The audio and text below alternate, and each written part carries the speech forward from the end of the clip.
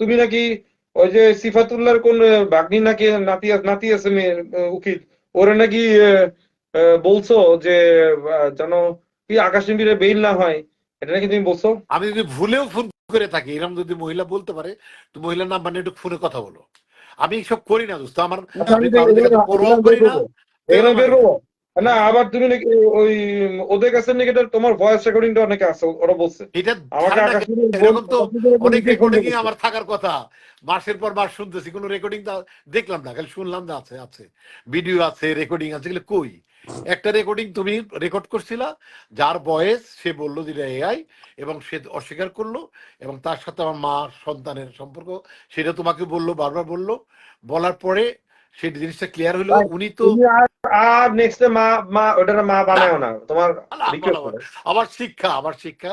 আমি কোনো কিছুই বানাইতে যাবো না, আমি ইভেন আমি কারো উপকারও করতে যাবো না, উপকার করলে হ্যাঁ, ক্ষতি করে।